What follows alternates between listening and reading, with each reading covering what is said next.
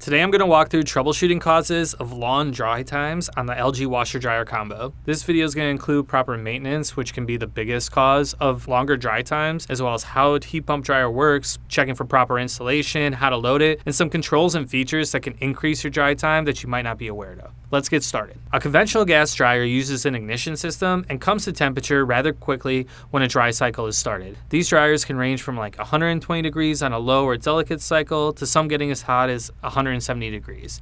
Heat pump dryers don't require a vent and use a compressor that recirculates the heat in the drum, and that brings it slowly up to a set temperature. For this reason, you won't find an option on the combo for a low, medium, or high heat. Everything dries at the same low temperature except for delicates, which would be a little lower. Now that we understand drying better, let me dive into the maintenance on the machine. Some signs that you might want to do a deeper cleaning is if you start to notice your dry times are taking longer and longer than they previously were before. Let's start with cleaning the filter. This is probably something you already do, but you want to make sure to remove and clean this filter after every use.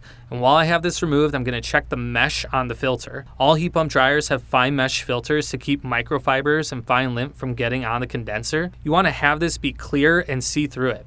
You can see this one is pretty dirty with only a few lint-free patches. So I'm just going to rinse this with water to remove all the lint, and I'm going to clean it anytime I start to see that it's getting dirty. Make sure this dries out completely before reinserting the filter.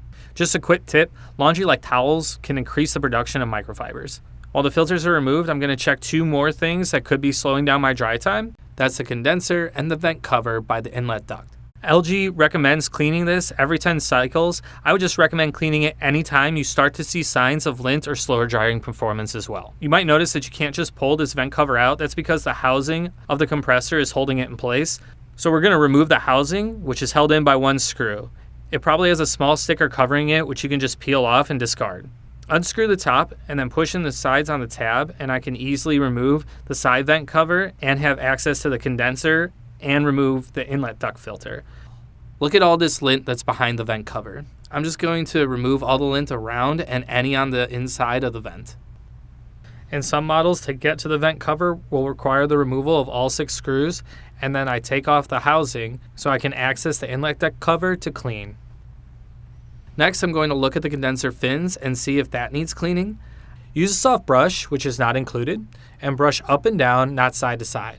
Going up and down and using a brush with soft bristles will help prevent denting the condenser fins, which are fragile, similar to fins on a window AC. While everything is disassembled, I'm going to take a vent brush and see if I can clean anything down in the inlet duct. There wasn't much of anything down there, but this is something I wanted to check since I have the access to it in case anything is being blocked. I'll just vacuum up all the lint I removed, put the back of the inlet cover followed by the condenser cover.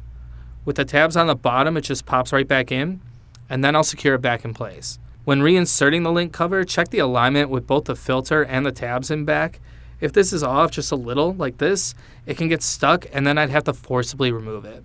One last filter I want to clean is the drain pump filter in the bottom left corner. I'm going to put down a towel and use a shallow bowl to drain out any of the water. Remove the hose and drain the water from the line first before unscrewing the filter, otherwise all this water will come out of the filter and make a mess. Once it's drained, put the cap back on and back into the clip. Be careful, sometimes these hoses can retract inside the washer and you'd have to use like a needle nose pliers or something to fish it out. Now unscrew the filter and check for any lint or items that might have been in a pocket that got washed. This has a bunch of lint, so I'm going to rinse it and scrub it off. Once it's clean, screw it back in tight. One more tip is if you notice any lint on the door or gasket, just take a wet towel or a rag and wipe it off when you start to see it build up. This is some good preventative maintenance since this lint is going to need to go somewhere, and keeping the door and gasket clean may help prevent future clogs. So after I've checked all the maintenance and I'm still having issues, I'm going to double check how the drain hose is installed behind the combo. I don't want this to be too high. LG recommends the best height is 66 inches. I want to check for loops or kinks or anything that might be causing it to be blocked or making it harder to drain. I would also advise that you avoid extending the drain hose. The longer it is, the harder the pump has to work to push out the water and lint, and it could also open me up to having water or clogs in the line. Now that I've done my installation check, I can go ahead and look at loading the washer. Now, washing machine drum sizes are smaller than dryer drums, even though they might not look like it. The reason for this is it allows more airflow in the drying process. Since this is an all-in-one unit, obviously the drum size is the same. For this reason, I want to compensate by loading the machine up a little bit more than halfway to help the drying performance. That's it for the physical troubleshooting, and next I'm just going to walk through a couple settings that add time to your dry cycle that you might not even know about. So let's look at adding a dry cycle to a wash cycle. You just hit the dry button and it adds the dry cycle to your wash. Make sure when you select this dry that it's on normal, not energy saver. Energy saver is definitely going to take a lot longer. Other things that can contribute to having a longer cycle time is a higher soil level, adding extra rinses, or adding a steam.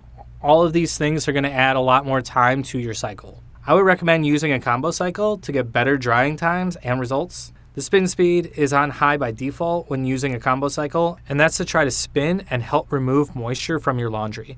You'll know that a dry has been added when you see this notification on the dial. So if your spin speed is lower and then you add a dry cycle, your laundry is probably going to be more damp than if it was on a combo cycle. Using a dry only cycle alone may take more time as well due to the fact that it takes time for the circulating air to come to temperature compared to a standard dryer. Heat pump dryers and ovens are similar in this way. When you open up the door in the middle of a dry cycle, you're going to release all the hot air just like you would in an oven.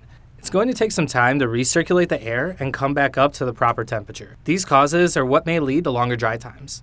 Cleaning is still going to be the #1 cause for drying delays and something that you want to remember to keep doing regularly for best performance.